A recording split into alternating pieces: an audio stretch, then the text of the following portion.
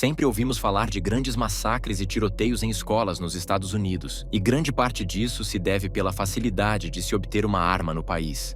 O ano com mais ataques a tiros em instituições de ensino, por exemplo, foi em 2022, com 46 registros. Já em 2024, foram 22. E infelizmente essas tragédias acabam tirando a vida de muitos inocentes, e até os que sobrevivem acabam ficando com marcas e traumas para sempre. E é isso que vamos ver no vídeo de hoje. Entrevistas perturbadoras com sobreviventes de tiroteios em escolas. O massacre de Columbine. Em 20 de abril de 1999, 2 estudantes do terceiro ano do ensino médio da Columbine High School, nos Estados Unidos, entraram na escola armados com espingardas e armas semiautomáticas e começaram um tiroteio. Eles tiraram a vida de 12 alunos, um professor, deixaram mais de 20 feridos e depois tiraram a própria vida.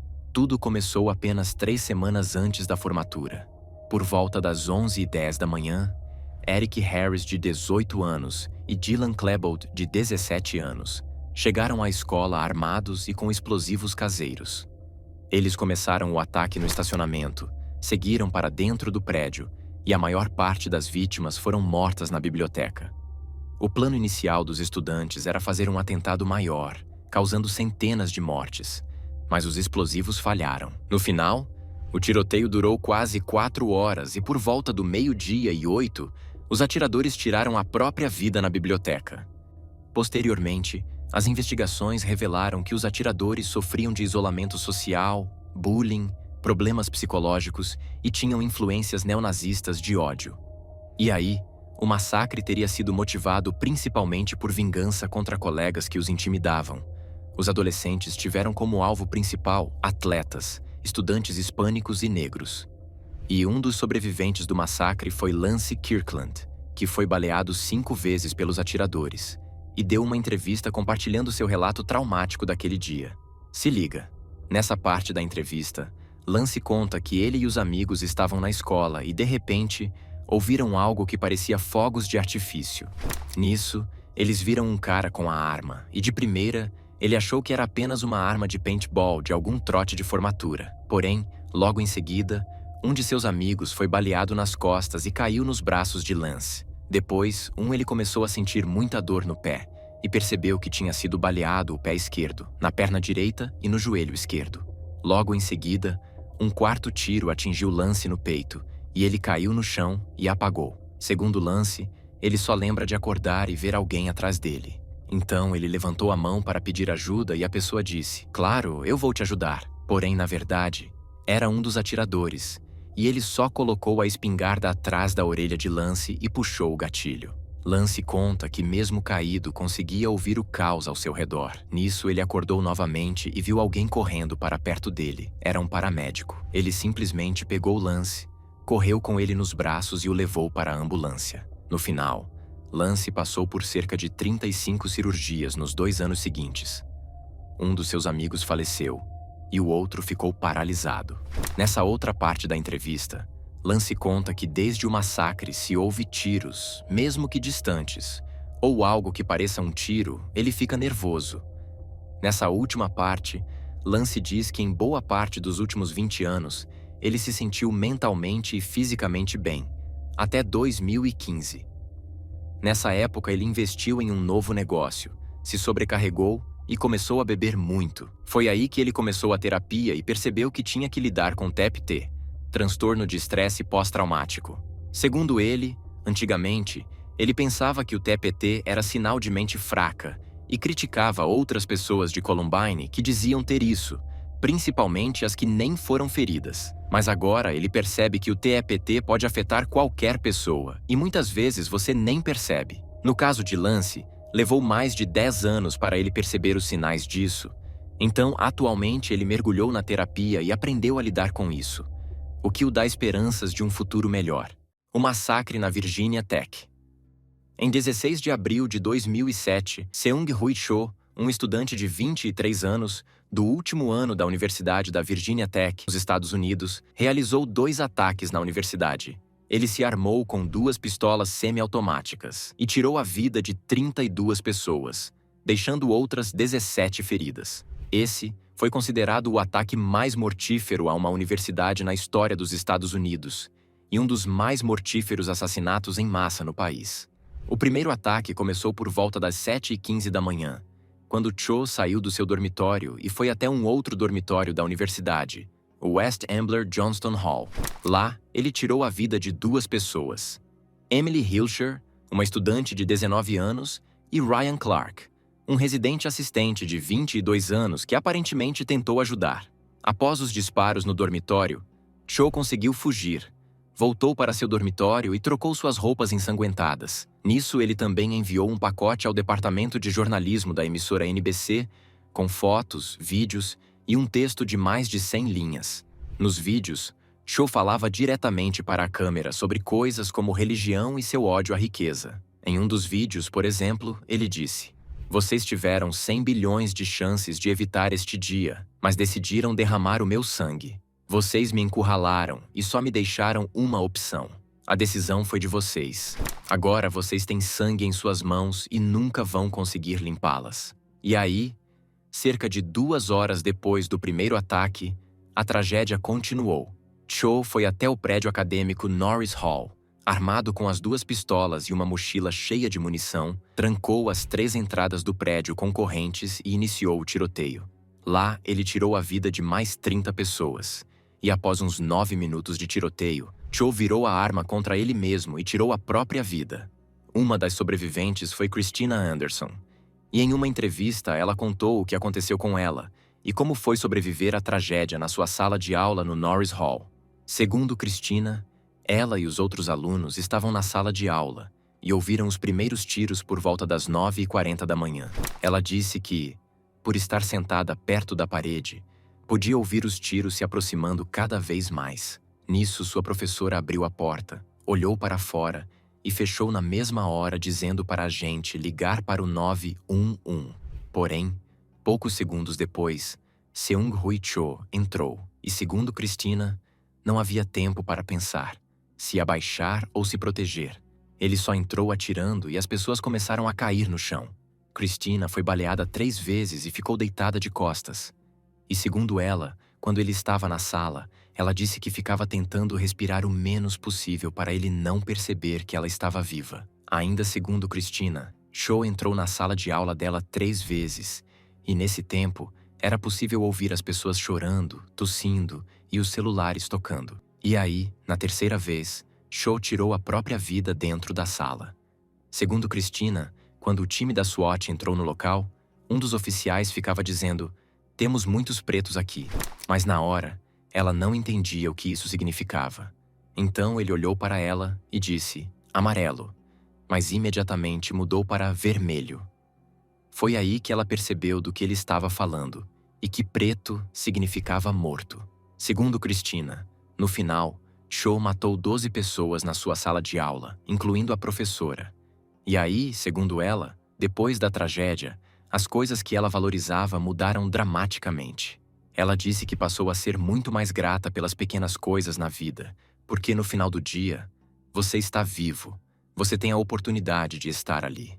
Outro sobrevivente do mesmo massacre foi Derek Odell, que também contou em uma entrevista o seu relato daquele terrível dia.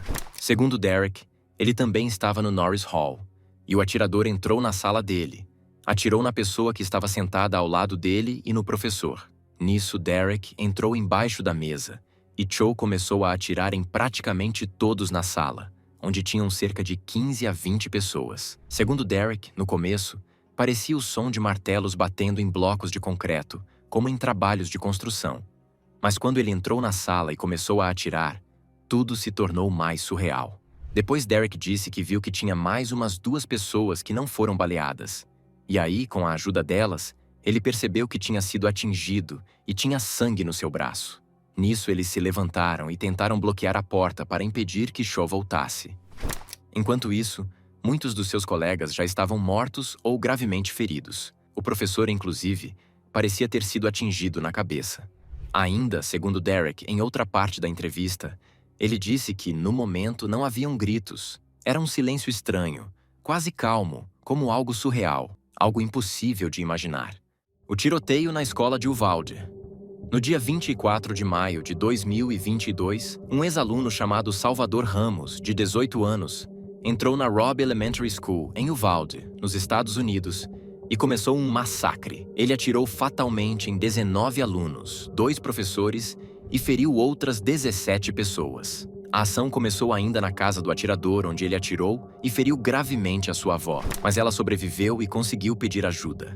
Nisso, ele dirigiu até a Robb Elementary School com um rifle semiautomático, AR-15 e munição. Entrou em uma sala de aula do 4º ano, se trancou lá e começou a atirar nas suas vítimas. E foi nessa sala que o atirador permaneceu durante todo o ataque. Porém, os policiais demoraram mais de 1 hora para invadir a sala e confrontar o atirador, mesmo com crianças ligando para o 911 pedindo ajuda.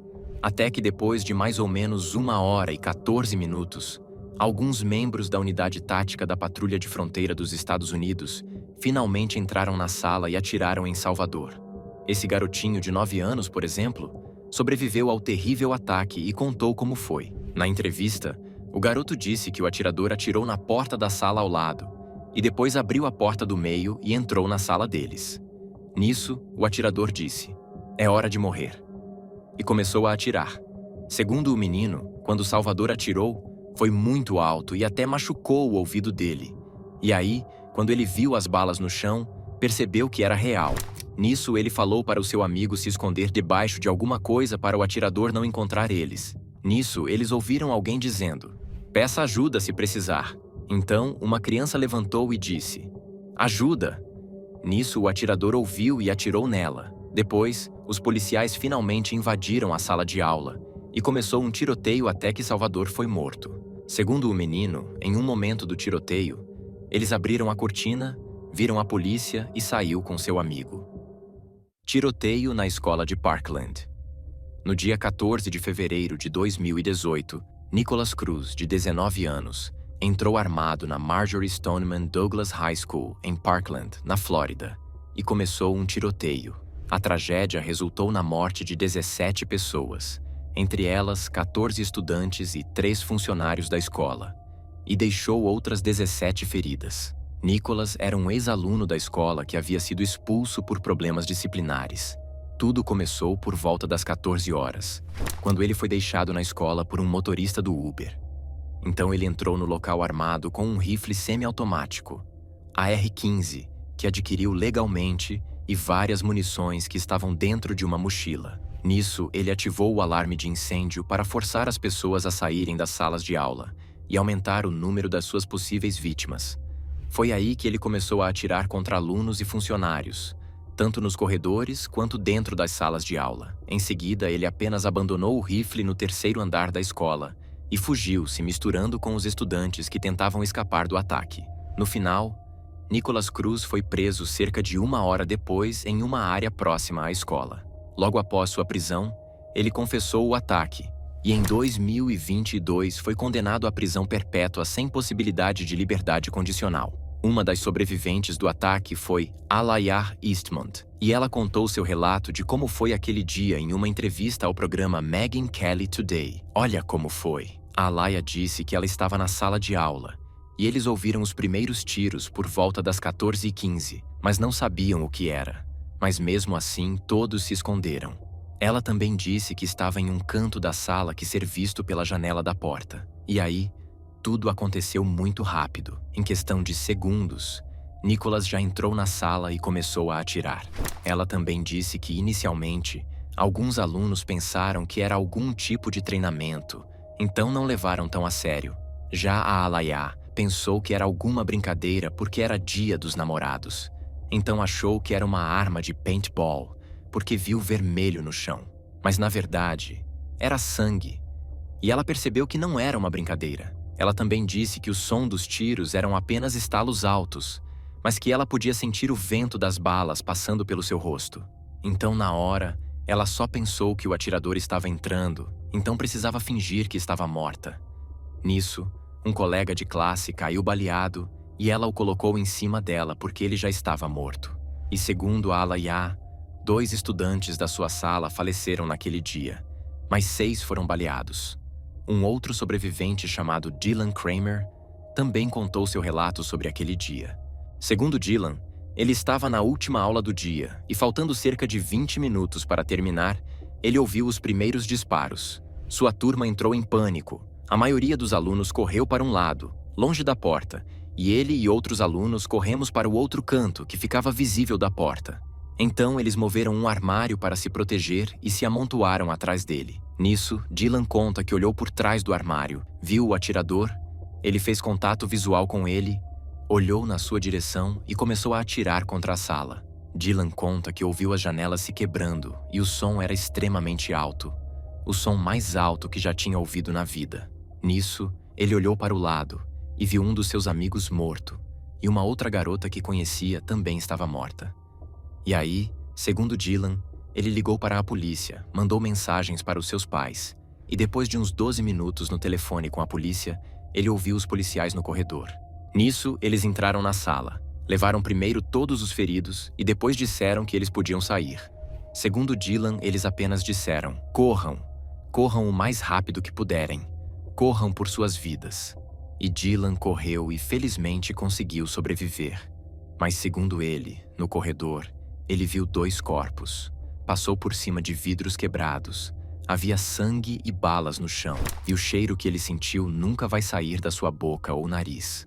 Ele disse que é um cheiro tão distinto que ficará com ele para sempre. A próxima sobrevivente foi Erica Coynes, e ela descreveu o que viveu naquele dia. Segundo Erica, ela estava na sala de aula com os colegas quando ouviram o alarme de incêndio. Então, eles saíram. Mas logo em seguida ouviram os funcionários gritando para voltarem para dentro. Nisso, eles disseram para correr para qualquer sala aberta, e eles foram para uma no final do corredor onde as pessoas estavam entrando dentro dos armários para se esconderem. Porém, de início, Erica achava que era apenas um treinamento, então ela nem pensou em entrar no armário. E aí, quando ela resolveu entrar, eles já estavam fechados, então ela só ficou sentada no chão da sala. E aí, segundo ela, foi aí que eles começaram a perceber que era realmente um tiroteio. Outra sobrevivente foi Samantha Fuentes, e ela descreveu com detalhes os horrores que viveu no ataque. Samantha disse que estava na sala, na sua última aula do dia.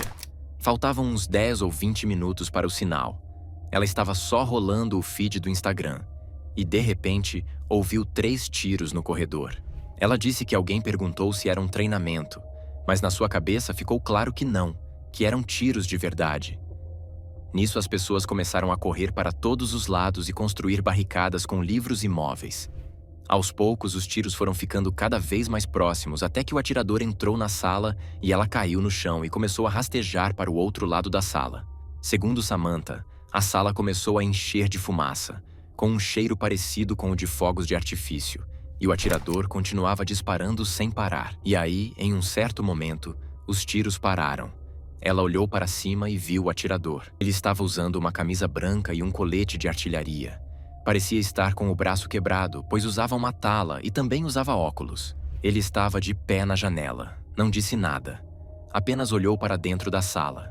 Saiu e foi para a próxima sala, continuando a atirar. Segundo Samantha, nesse momento ela não conseguia ouvir nada e não enxergava direito.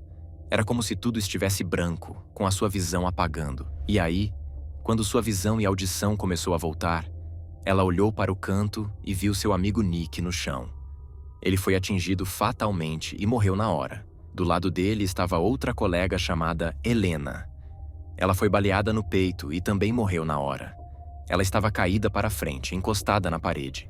Em um certo momento, Samantha diz que pegou o celular de uma amiga para mandar uma mensagem para sua mãe e viu no reflexo que seu rosto estava desfigurado, coberto de sangue, como se fosse uma cena de filme de terror. Seu olho estava roxo e inchado, e tinha estilhaços no seu rosto. Depois ela olhou para baixo e viu um buraco enorme acima do seu joelho esquerdo e pequenos furos em outras partes da perna, tudo sangrando. O tiroteio na Umpqua Community College. No dia 1º de outubro de 2015, Chris Harper Mercer, de 26 anos, um estudante da Umpqua Community College, em Oregon, nos Estados Unidos, entrou em uma sala de aula do campus e começou a atirar. Ele tirou a vida de 9 pessoas, entre elas um professor e 8 alunos, e feriu outras 8 pessoas. Depois ele entrou em um confronto com a polícia e tirou a própria vida atirando na cabeça. O tiroteio começou por volta das 10h38 da manhã em uma sala de aula de introdução à escrita, com cerca de 35 alunos. Chris estava armado com 6 pistolas e um rifle, e seu primeiro alvo foi o professor, que ele matou com um tiro a queima-roupa. Depois ele pediu para todos irem para o centro da sala e começou os momentos de terror. Mas, enquanto atirava em alguns alunos, Chris poupou a vida de um jovem, o entregando um envelope com um pendrive dentro, dizendo o seguinte: "Preciso que faça algo por mim. Hoje é seu dia de sorte." O pendrive tinha as motivações de Chris para o ataque, incluindo fatos sobre sua vida como ele não tinha amigos, emprego, namorada e ainda era virgem. Uma das sobreviventes foi Anastasia Boylan, que foi baleada e passou por uma cirurgia para remover a bala alojada em sua coluna. E esse foi o relato dela. Anastasia disse que podia ouvir todo mundo respirando forte, entrando em pânico e chorando.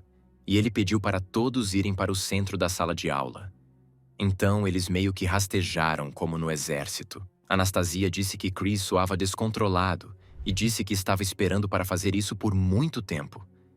E depois de atirar no professor, ele riu.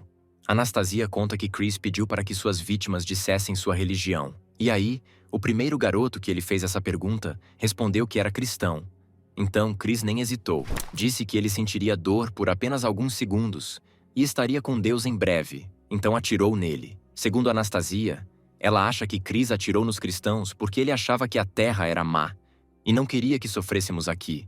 Talvez como ele estava sofrendo. Talvez ele pensasse: vou acabar com o seu sofrimento da maneira mais rápida possível.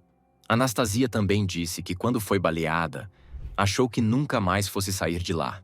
Mas, felizmente, quando a polícia chegou ao local, eles trocaram tiros com o atirador, e Chris tirou a própria vida com um tiro na cabeça. Ainda segundo Anastasia, quando a polícia chegou, ela abriu os olhos, olhou ao redor da sala e foi horrível. Ela disse que foi a pior coisa que já viu na sua vida. Ela também disse que, até hoje, quando fecha os olhos e está quase adormecendo, ela pode ouvir os tiros e sentir o cheiro da pólvora. Tiroteio na escola de Santa Fé. No dia 18 de maio de 2018, Dimitrios Pagurtsis, um aluno de 17 anos da escola Santa Fé High School, no Texas, Estados Unidos, entrou na escola e começou um massacre. 10 pessoas, entre elas 8 alunos e 2 professores, foram mortos e outras 13 ficaram feridas. 2 meses antes, em março de 2018, Dimitrios entrou em um site e comprou cartuchos de munição calibre .38 e calibre 12 para a espingarda. Ele usou seu nome real e endereço para o envio, e tudo foi enviado legalmente via FedEx, sem nem a exigência da assinatura de um adulto. E aí, no dia do ataque, Dimitrios entrou armado em uma aula de arte e começou a disparar enquanto cantava a música Another One Bites the Dust, da banda Queen. Durante o tiroteio, um dos estudantes atingido foi Ron Schubert, mas milagrosamente ele sobreviveu e contou seu relato. Se liga, Romy foi baleado na parte de trás da cabeça, mas não sentiu nada, então só continuou correndo até que outro aluno falou que ele estava sangrando. Ele disse que viu um pouco de sangue na sua blusa e logo em seguida alguém passou por ele e disse que ele tinha sido baleado na parte de trás da cabeça. Nisso, ele tirou a camisa, pressionou o ferimento e correu para o estacionamento. Logo em seguida, Romy foi levado para o hospital e os médicos disseram que não havia fragmentos de bala lá, que a bala passou direto pela parte de trás da cabeça e saiu do lado. Eles também disseram que se a bala tivesse atingido qualquer outro lugar, ele poderia ter ficado paralisado ou morrido. Mas enquanto Romy era levado para o hospital, Dimitrios continuava seu ataque, até que a polícia finalmente chegou ao local. E após uma intensa troca de tiros, ele se rendeu. O tiroteio durou cerca de 25 minutos até que ele foi preso. Depois do ataque, Romy disse que se sente grato e sortudo por ter sobrevivido, mas se sente mal de saber que outros não conseguiram. E aí, até fevereiro de 2024, Dimitrios Pagurtsis estava detido sob custódia em um hospital psiquiátrico no Texas por ser considerado incompetente para ser julgado. Imaginem os traumas que essas pessoas ficaram após esses incidentes. É bem triste pensar que existam pessoas que possam fazer tão mal a outras pessoas. Mas o que você achou desse vídeo? Comente aí embaixo, aproveite para deixar seu like e se inscrever no canal. Por fim, te convido a assistir algum vídeo que está aparecendo aqui na tela e te vejo depois.